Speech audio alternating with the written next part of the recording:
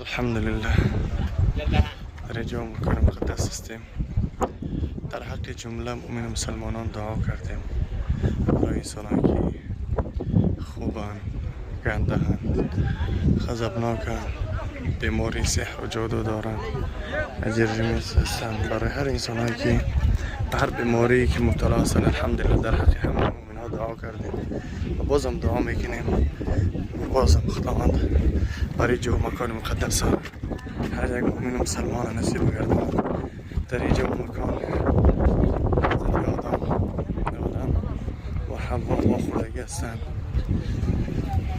ملاقاتشون در همین جو مکان بود. الحمدلله در جو مکان ما را به این حال هستیم. هر انسانی که دعا کنه در اینجا انشاءالله که الله دعاش اجابت میگردانه. از خودی برادران عزیز آمدین، هر کسی که آمد به حج عمره، حج فرضی به جو مکان مقدس بیایین، طلب دعا کنین. خداوند گناهان هر یک کدام ما و شما را عفو و مغفرت بکنه و داخل جنت الفردوس اعلی بگردانه و از تمام بلاها و آفتهای زمینی و آسمانی الله ما و شما را محفوظه بگردانه. الله قلب‌های برای ما نصیب گردانه که در اون خوفی الله باشه.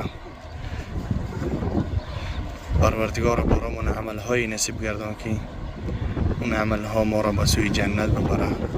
پروردگار به سوی پناه می‌طلبیم از اون عمل‌هایی که ما را به سوی آتش جهنم میبره. یا الله خودت خالق رازقی، یا الله خودت اجابت کننده دعا هستی. دعای ما را مستجاب گردان و ما را توفیق بندگی عطا بفرما و علم مفید و برای من فرزندهای نصیب بگردان که اونها همیشه به طاعت عبادت الله باشن، به خدمتگار دین اسلام باشن.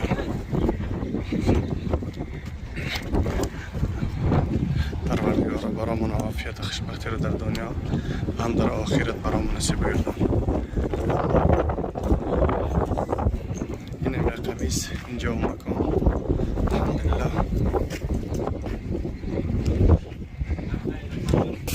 برای انسانایی که فرزند نمیان برای اونا بینیم فایده خوب دارن.